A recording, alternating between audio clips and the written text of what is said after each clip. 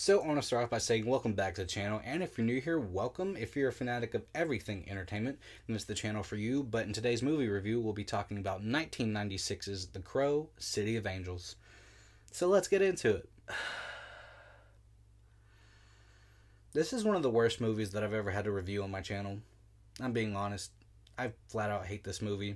But, yeah, this movie was released 2 years after the original because the Weinsteins wanted to capitalize off the success of the first, and I think this is one of the worst attempts at any Crow story that there ever was. So yeah, let's get into the couple positives that I have with this film.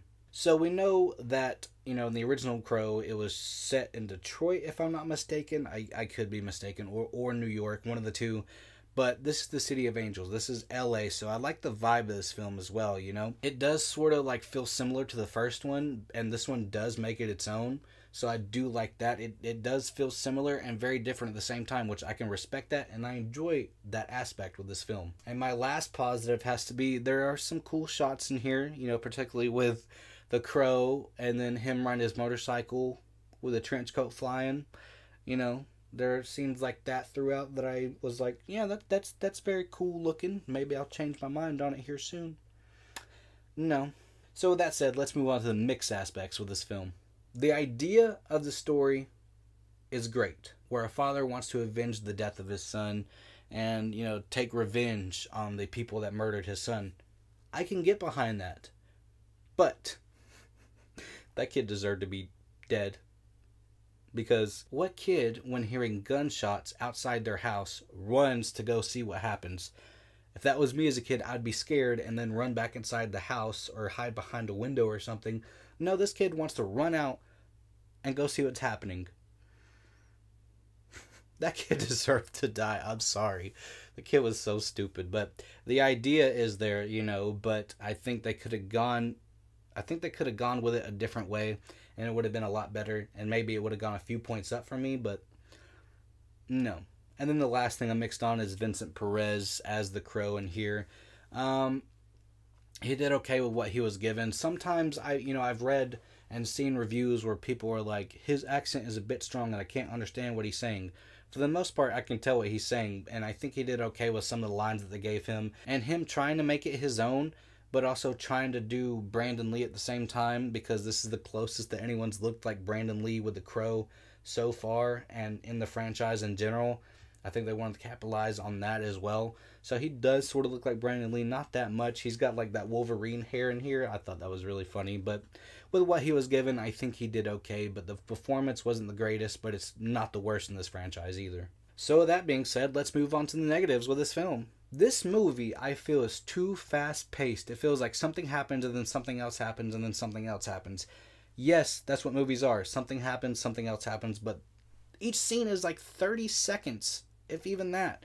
They jump to something like, one of the villains in here is like, oh, that's who Sarah is working for. And the next scene, 2 seconds later, is them, trying to kill that dude. And I'm like, what? You couldn't have had some build-up to it, but you just cut straight to that?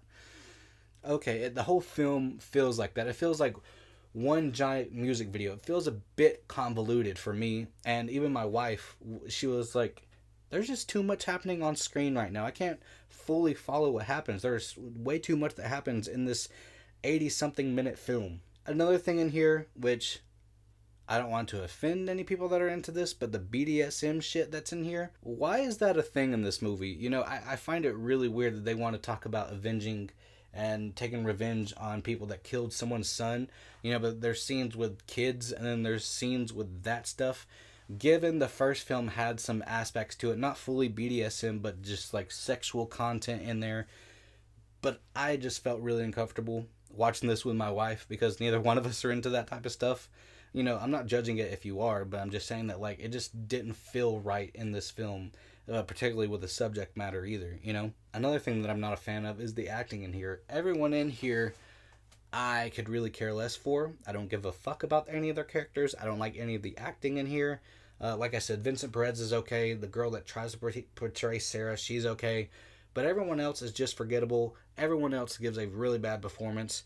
And so does the side villains in here. That blonde dude that looks like a rock star. He one of the worst characters in here. And then you have Thomas Jane in here, which I love Thomas Jane, but his scene is basically him masturbating to a stripper. And then the crow comes in and kills him. That's the scene that you give Thomas Jane, given this is Thomas Jane before he was Thomas Jane. But why? Why? Even the main villain in here, I'm negative on. I don't remember who he is. Every time that he shows up on screen too, I'm just like, can we get back to the crow or something? Anything other than this, you know? Everyone just gives a really bad performance in here, and even the ending in here, it feels way too similar to the first film, and that's another negative that I have. This film feels way too similar to the first film. They want to try and make it different, but they touch upon certain plot points that the first film has and try and make it its own. There's certain lines of dialogue, there's certain scenes in here, there's certain action sequences that they do in here that just feels like a very bad rehash of the first film. And even as someone that doesn't particularly love the first film, I'm a big fan of it. I just don't love it as much as other people, but it just felt very offensive to me. This whole movie just felt very offensive to me. I don't know why. Like it just feels like it's retreading on everything and just doing it very disrespectfully. That's why, like, some people say Wicked Prayer is the worst. No, I think City of Angels is the worst because I can't get behind this film. I can't even follow it, for God's sake, you know? And that's another thing in here. The pacing in here, like I said, everything is just way too fast paced. But this film is the shortest in the Crow franchise, but it feels like the longest, you know, because it feels like they cram way too much of everything in this film. I don't know. This movie was not for me. I absolutely hated this movie. Yeah, I just, and it's very, you know, it's not even that memorable either. It's only memorable in the slightest because of how bad it is, you know. But with that being said, yes, I am going to semi-spool my ranking, but this is the worst Crow film for me. This film shouldn't have been made. None of the other films should have been made either, but I can get a little bit more enjoyment out of those. But yeah, this movie, not a fan of it, and is why I'm giving 1996's The Crow, City of Angels an overall grade of a 29%. So let me know in the comments below what you think about this film. Do you like it more than I did? Do you think it's the worst in the franchise? Because I know a lot of people put Wicked Prayer as the worst in the franchise, but this one just feels very offensive to me and just shouldn't have been made. But with that being said, I just want to say thank you as always for watching my videos, and I hope to see you in the next one.